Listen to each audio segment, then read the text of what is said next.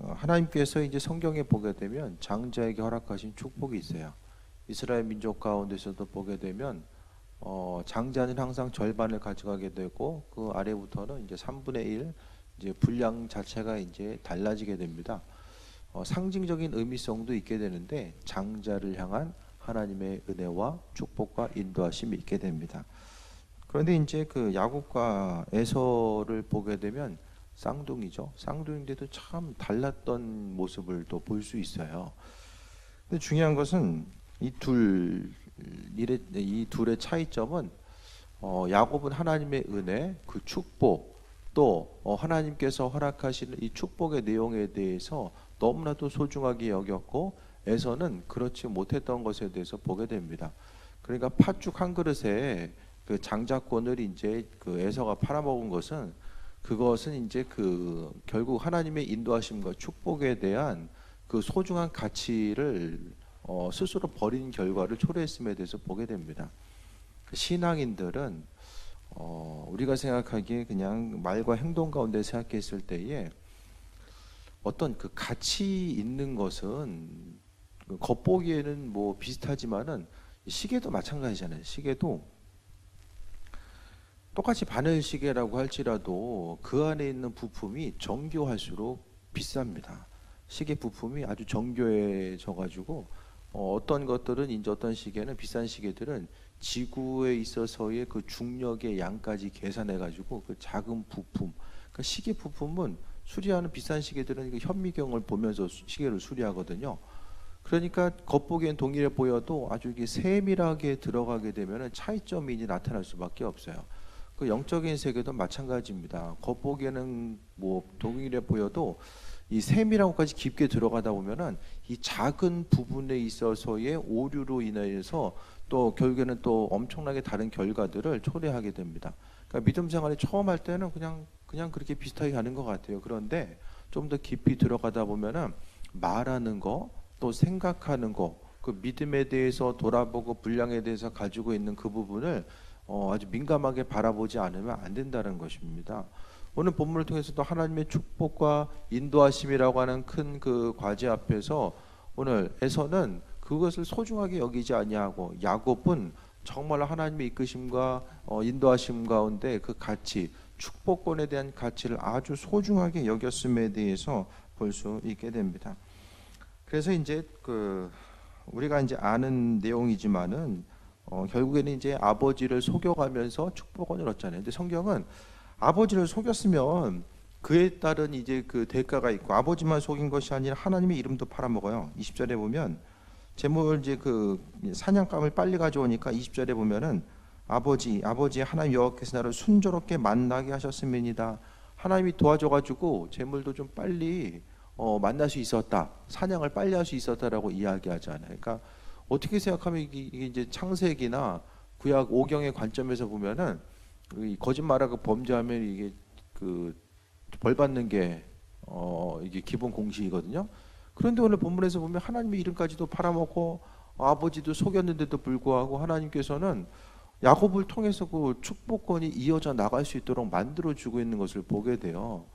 물론 이제 예언을 통해서 이제 장자보다는 차자 에서를 통해서 하나님의 인도하심과 은혜가 흘러갈 것에 대해서 이야기하고 있지만은 이제 그 약속 때문인지 모르겠지만은 어쨌든 하나님의 축복과 인도하심 자체가 야곱을 통해서 흘러가게 되는 모습에 대해서 보게 됩니다. 그러니까 에서는 나중에 보면 어떻게 돼요? 계속해서 싸움이 나타나죠. 싸움이 나타납니다. 그러니까 그 계속 이제 후대의 역사를 통해서 쭉 계속해서 보다 보면은 이제 주변에 이제 이방 민족들, 요단 동편의 이방 민족이 후손들이 돼가지고 또 이스라엘과의 그 싸움이 계속되는 모습 또한 볼 수 있게 됩니다. 여러 가지 중심을 두고 또 말씀의 의미성을 오늘 많이 찾을 수 있지만은 오늘 본문을 통해서 보고자 하는 것은 하나님의 은혜와 그 축복권에 대해서 보려고 합니다. 아버지가 이제 먹죠. 이제 지금 보면은 그 에서 형과 동생을 분별하지 못할 정도로 이제는 마지막 때 거의 분별력을 상실해가는 그때를 보게 됩니다. 성경에서 이삭이 한 거는 별로 나오지 않아요. 이삭이 크게 뭐 하나님 위해서 뭘 했다든가 이야기하지 않아요. 이삭은 어떤 역할이냐면 징검다리 역할. 믿음의 조상이었었던 그 아브라함과 에서의 그 역할을 그 이어주는 하나의 징검다리의 역할을 오늘 그 이삭은 하게 됩니다. 이삭이 결정적으로 한 것은 앞에 나와 있는 것처럼 그 제단에서 이제 아버지에 의해서 제물로 드려질 뻔하다가 이제 나중에는 어떻게 돼요? 이제 여기 나와 있는 것처럼 이제 그 리브가를 만나게 되는 그런 그 내용으로 이제 넘어가게 되고 그 다음에 이제 갑자기 늙어요. 늙어가지고 이제 오늘 요 장면으로 넘어가게 되거든요. 그러니까 구체적인 어떤 활동의 예들이 믿음의 조상 그 다른 이들에 비해서 많이 나오지 않습니다. 중간 중간에 어떤 이제 뭐 우물도 파고 뭐 이것저것 조금은 있지만은 별로 이제 내용들이 별로 없어요. 우리가 성경에 볼 수 있는 것처럼 이런 징검다리 역할을 통해서 이제 야곱에게로 이 중심의 무대가 흘러가게 됩니다. 이 축복권 자체가 하나님의 시선과 인도하신 그 축복이 에서가 아닌 야곱을 통해서 흘러가는데 오늘 그 이유에 대해서 성경은 축복권, 그러니까 아버지의 축복을 누가 받았느냐에 따라서 이 하나님의 은혜와 인도하심이 흘러가게 됨에 대해서 우리가 볼 수 있어요. 그래서 오늘 축복의 내용들에 대해서 오늘 보게 됩니다. 24절부터 보면은 이삭이 이르되 내가 참 내 아들 에서냐? 그 대답하되 그러하나이다. 이삭이 이르되 내게로 가져오라. 내 아들이 선량한 고기를 먹고 내 마음껏 내게 축복하리라. 그냥 축복 안 해주고 먹고 축복해줘요. 이것도 분명히 또 영적인 의미성 자체가 있게 됩니다. 하나님의 인도하심 가운데 결국 뭐냐면은 그 음식 자체가 어떤 큰 것이라기보다는 가치를 매기는 거죠. 아브라함이 막벨라굴을 살 때도 돈을 주고 사잖아요. 그 굴에 대한 가치 자체. 그런 그 옛날에 그런 얘기 있잖아요. 그 어떤 그 지참금을 주고 아내를 데려오는 그런 그 부족 사회에서 상당히 이제 좀 못생긴 여자였는데 남자 쪽에서 엄청나게 많은 돈을 이제 주고 아내를 이제 데리고 온 거예요. 그러니까 그 여자의 가치가 완전히 상승된 거예요. 그때부터는 그 지참금 제도에 의해서 봤을 때에 그러니까 여기서 아버지를 향해서 대접했다라는 것은 하나님께서 허락하신 그 축복권 자체에 대한 그 가치를 부여하고 있는 거예요. 무슨 말씀인지 아십니까?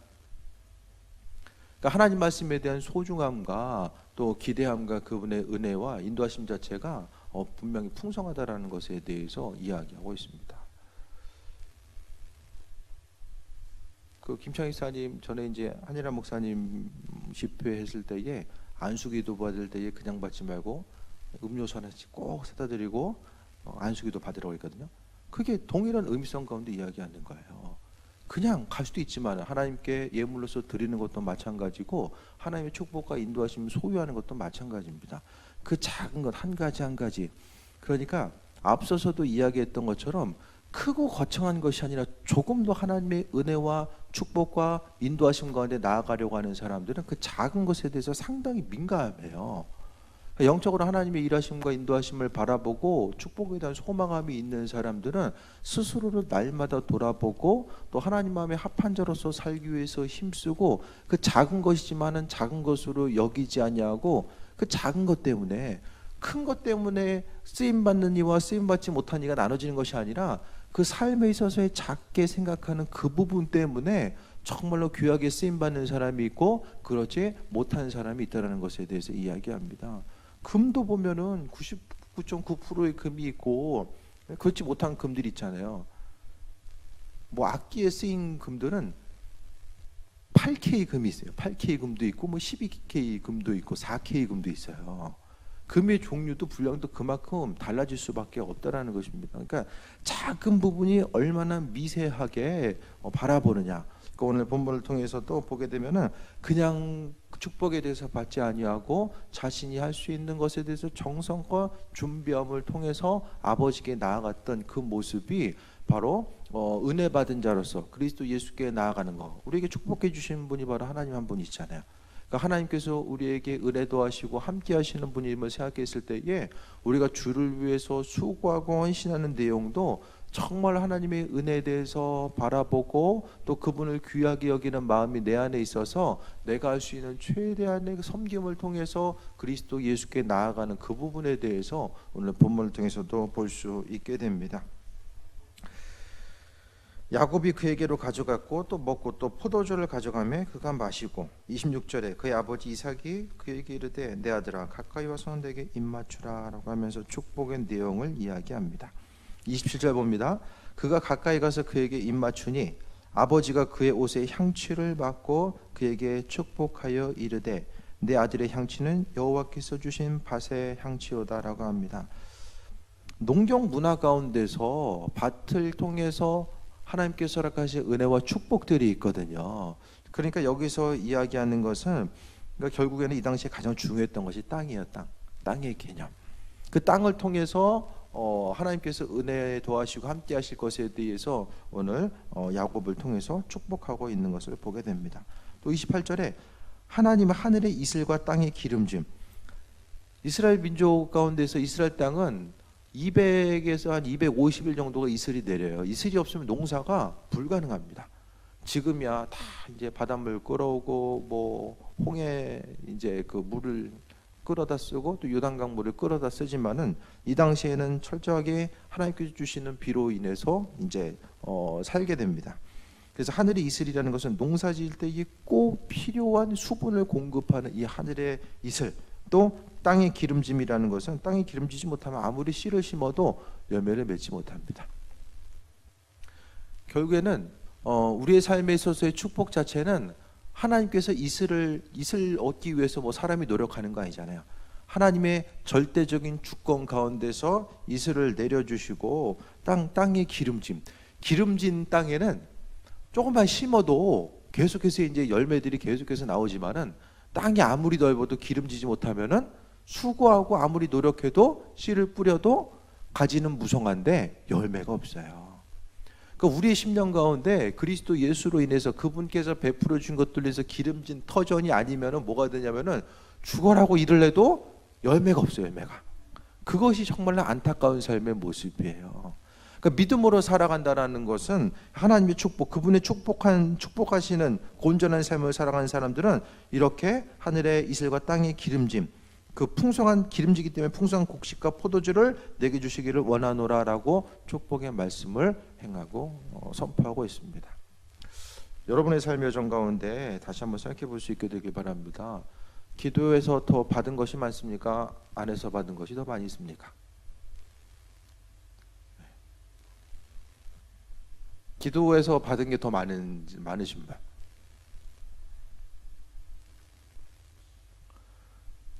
기도 안 하고 받은 게 수십 배, 수백 배, 수천 배는 더 많아요.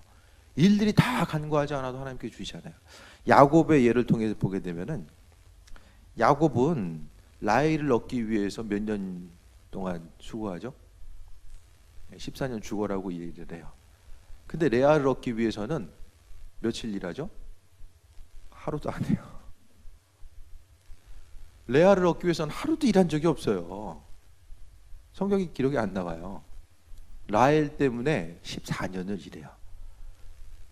그런데 보게 되면은 성경에 있어서 예수님 주변에 있었던 지파, 또 유다 지파, 그러니까 성경에 있어서 아주 중요한 인물들의 절반 이상이 바로 레아를 통해서 탄생하게 됩니다. 이스라엘 왕조에 있어서의 위대한 인물들, 예수님 주변에 있었던 인물들이 아주 중요한 인물들이 바로 이제 그 나타나는 것 자체가 주로 레아를 통해서 나타나게 되거든요. 좀 이해할 수가 없잖아요. 그러니까 그 순간 레아를 아내로 처음에 맞이했을 때에 이거 참 인생이 이게 뭔가 후회하고 절망이 있었을 거예요. 그런데 유다도 마찬가지고 이제 또 구체적으로 보면 알겠지만은 아주 중요한 일들이 레아의 후손들을 통해서 많이 나타나게 됩니다. 라헬보다. 그러니까 이 일을 한 것보다 일을 안 했어도 하나님께서는 그 후손들 가운데 축복하시고 인도하신 것처럼 우리의 삶도 마찬가지거든요. 수고하고 노력하지 않아도 하나님께서 은혜도 하시는 것. 그러니까 야곱의 삶을 통해서 보게 되면 그가 정말로 이제 어떤 그 신뢰와 믿음을 바탕으로 인생을 살았다는 것이 아니라 초반에 자신이 가지고 있었던 그 인간적인 생각들, 또 최대한 이제 좀 잔머리를 굴리면서 살았던 것이 이제 야곱의 일상의 모습이었었고, 나중에 그가 이제 그 애굽 땅에 들어가서 바로 앞에 있었을 때에 험악한 세월을 살았다라고 이야기하잖아요. 그러니까 하나님께서는 야곱 안에, 하나님의 백성으로서 살아가야 되는 그 야곱 안에 인간적인 생각들, 스스로의 방법에 의해서 살아갔던 모습, 그러니까 장자권을 팥죽 주고서 빼앗으려고 했었던 그 마음부터 해가지고 형을 속이고 도망하고, 순간순간 있을 때 그가 가는 곳곳마다 화평과 평화를 주는 사람이 아니라 뭔가 좀 날마다 투쟁하고 싸우고 이겨나가야만 하는 그런 그 절박한 상황 가운데서 어떤 심령이 인본주의적으로 자기 생각 위주로 삶이 변화했던 그 모습을 어떻게 생각하면 이제 그 삶의 여정 가운데 하나님께서 그 부분을 다루어가는 모습에 대해서 보게 됩니다. 그런데 하나님은 항상 야곱이 가는 곳마다 함께 해 주셨음에 대해서 보게 돼요. 그 후손들을 통해서, 야곱의 후손들이 바로 이스라엘 12지파를 통해 나타나잖아요. 그러니까 본격적인 이제 그 이스라엘이 어떤 단위와 집합체를 이루고 나아가는 그 중심은 아브라함이 아니라 그의 손자에 있었던 야곱을 통해서 이어져 나가게 됩니다. 하나님의 축복이 선포되고 그 축복을 통해서 움직여가는 모습을 보게 돼요. 그래서 하나님은 하늘의 이슬과 땅의 기름짐이며 풍성한 곡식과 포도주를 내게 주시기를 원하노라. 세상을 살면서 하나님이 야곱에게 있어서 있어야 될 것들, 필요한 것들을 채우시고 인도하시고 그 하나님의 방법대로 은혜로 채워주실 것에 대해서 소망하면서 선포하고 있고, 29절에 만민이 너를 섬기고 열국이 내게 굴복하리니 내가 형제들의 주가 되고 내 어머니의 아들들이 내게 굴복하며 너를 저주하는 자는 저주를 받고 너를 축복하는 자는 복을 받게 원하노라. 결국 이 말씀이 언제 이루어져요?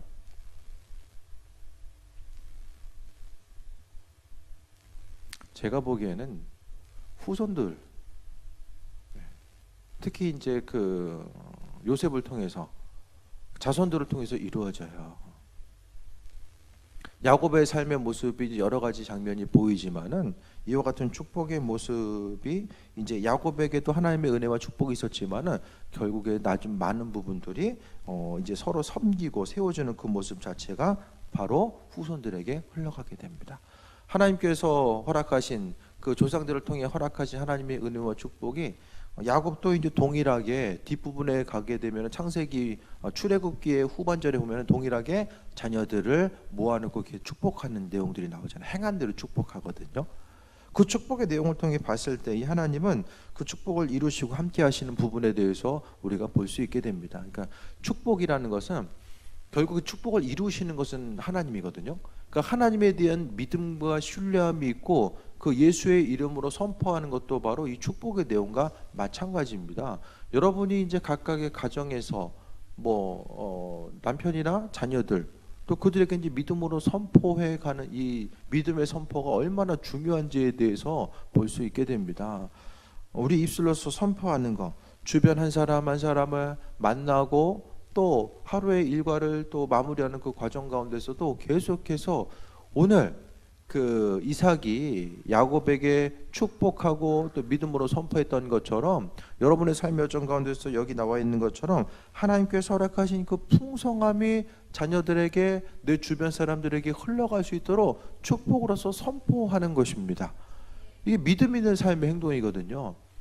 그러니까 이 축복을 통해서 하늘의 이슬이 땅에 임하게 되고 땅이 기름지게 되는 것, 그 결과들이 나타난다라는 거예요. 그러니까 믿음으로 살아간다라는 거, 하나님의 도우심과 인도하심을 바라보는 삶이라는 것이 바로 여기에 있습니다.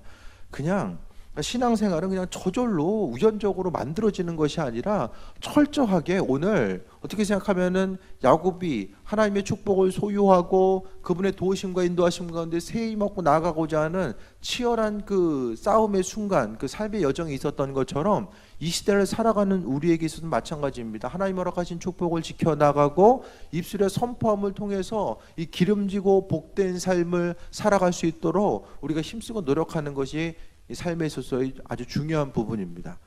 그래서 예배하는 순간순간마다, 기도할 때마다 우리는 하나님의 축복에 대한 소망함과 기대감을 가지고 나아가야 되고, 우리는 항상 마음속에 그림을 그리면서 살아가는 거죠. 내 인생을 통해서 이루실 하나님의 뜻과 인도하심에 대해서 그림을 그리는 거예요. 그냥 하루하루 그냥 인생을 살아가도 좀 여유를 가지고 대비하는 삶을 사는 사람이 있는가 하면은 순간순간 그 다가오는 일들에 대해서 맞게 급급하면서 사는 사람들이 있어요. 그 삶을 통해서 주님께서 나와 함께 하시고 인도하심에 대한 소망함을 가진 사람들은 그리스도 예수 그분 때문에 마음에 여유가 있게 됩니다. 그것 때문에 앞으로 어떤 일이 다가온다라 할지라도 준비하는 거야. 여러분의 인생은 지금 어떻습니까? 날아오는 돌 피하고 있으십니까? 아니면 지금 날아오는 돌 잘 피할 수 있도록 훈련하고 준비하고 계십니까? 돌이 날아올 때가 있고 잠시 멈출 때가 있거든요. 그걸 생각했을 때에 언제까지나 날마다 날아오는 돌만 피할 것이 아니라 항상 이 준비됨을 통해서 살아가는 거죠. 삶에서의 급한 문제가 계속해서 오는 사람들은 그 급한 순간 그 삶의 현장을 통해서 하나님의 은혜를 발견하는 것이고, 또 하나님께서 그 어려움이 있다면 또 숨 쉴 시간을 또 주십니다. 그때는 우리가 기도함을 통해서 앞으로 다가오고 경험할 것에 대해서 또 준비하면서 살아가는 거죠. 그러니까 각각의 한 사람 한 사람에게 하나님의 도우심과 인도하심이 분명하게 있어요. 인생에 있어서 어떤 삶에서 여러 가지 만나게 되는 굴곡이 있다고 해서 그 인생이 불행한 것도 아니고, 순탄하게 간다고 해서 뭐 하나님의 축복 가운데 있는 평탄한 인생도 아닙니다. 결국에는 어떤 일이 있든지 없든지 간에 내가 주님을 경험하는 삶, 야곱의 삶을 통해서 보게 되면 주님을 경험하잖아요. 그 인생을 통해서 여러 가지 다양한 굴곡의 모습이 있었기 때문에 하나님을 경험하는 삶, 그분을 의지하지 않으면 그 순간순간의 삶을 이겨나갈 수가 없었습니다. 야곱의 모습을 통해서 보게 되면 여러분 어떻습니까? 이삭의 삶을 선택하시겠습니까? 야곱의 삶을 선택하시겠습니까? 아니면 요셉? 아브라함과 이삭과 야곱과 요셉, 이 네 명을 통해 봤을 때 그 중에 한 사람의 인생을 선택하라면 마음속으로는 다 이삭 앞에 줄 서고 싶을 거예요. 그런데 하나님을 경험했던 사람은, 인생에 있어서의 굴곡을 경험했던 사람, 그 중에서 가장 큰 굴곡을 경험했던 사람은 야곱이에요. 야곱. 그가 만약에 이 우선순위에서 밀렸으면은 인생은 좀 순탄한 삶을 살 수도 있었을 거예요. 피해서 도망가지 않고 순탄한 삶을 살았을 수도 있어요. 하지만 그가 이제 그 마지막에 자녀들을 위해서 축복기도 해주는 거, 야곱이 마지막에 자녀들을 통해서 축복기도 해주는 걸 보면은 야곱은 예언자였고 선지자였고 하나님의 일꾼이었고 삶을 통해서 하나님을 그 누구보다도 경험했었던 사람이 야곱의 모습이에요. 그러니까 인생의 굴곡 자체 우리는 다 쉬고 편안한 일만 있었으면 좋겠다라고 하는 마음에 이제 좀 그런 생각들이 있고 미래를 향한 두려움의 모습이 있을 수 있겠지만은, 하지만은 상대적으로 내 인생에 있어서 깊이 들어갈수록 더 높이 올리시는, 그 안에서 건져주시는 하나님을 경험할 수 있는 귀한 계기가 됩니다. 그러니까 이 모든 것들 어려움들을 이겨나가는 과정 가운데서는 축복함의 모습이 있어져야 돼요. 자녀들을 위해서도 분명히 계속해서 축복기도 해주고, 삶에 있어서 어떤 일터에서도 그렇고 계속해서 축복하는 거, 오늘 이 말씀 좀 외워줘도 좋을 것 같아요. 왜냐? 믿음의 조상의 역할을 감당했었던 야곱을 향한 그 아버지의 그 이삭의 축복의 말씀이잖아요. 그러니까 그냥 나온 것이 아니라 오늘 27절부터 29절의 내용은 그 안에서의 본질적인 그 중요한 의미성을 갖게 됩니다. 만민이 너를 섬기고 열국이 내게 굴복하리니, 그러니까 주변 모든 민족 누구보다 뛰어나게 하신다라는 말씀이고, 내가 형제들의 주가 되고 내 어머니의 아들들이 내게 굴복하며, 주변 모든 사람이 그 한 사람으로 인해서 복을 받는다는 것을 이야기하는 거거든요. 너를 저주하는 자를 저주받고 너를 축복한 자는 복을 받기를 원하노라. 하나님의 함께 하시는 축복받는 삶의 모습 자체를 이야기합니다. 여러분 어떤 사람을 복받았다라고 이야기하십니까? 저 사람 복받았어라고 이야기하는 사람 어떤 사람입니까? 주변에 복 받은 사람 있으십니까? 어떤 사람이 복 받은 사람이죠? 복의 개념.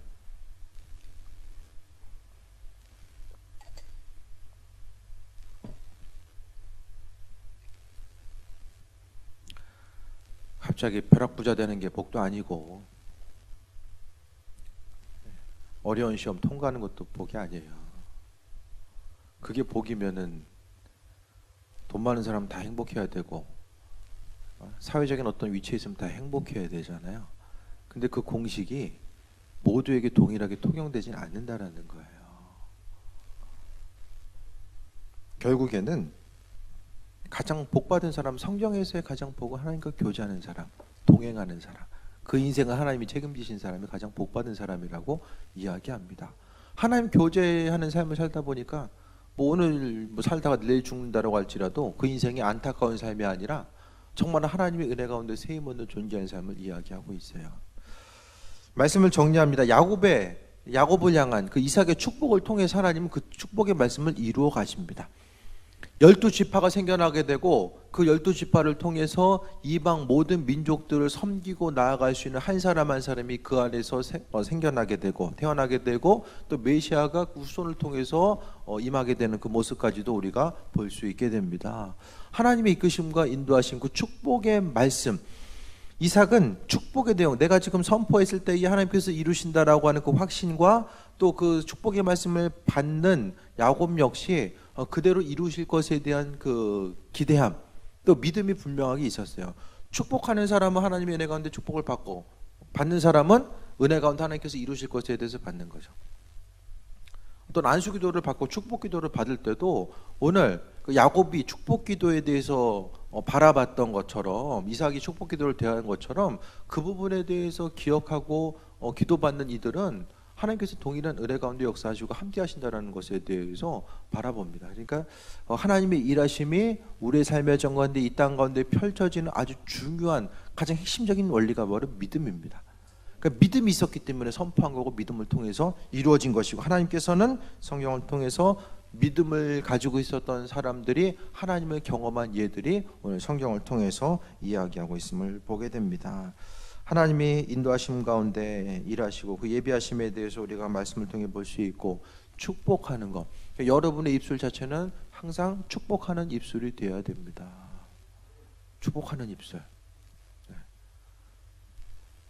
축복하다가 이제 뭐 하지 말아야 될 얘기 하면은 이제 결국에는 문제가 되죠. 그죠? 한 방향으로 귀하게 쓰임 받아야죠.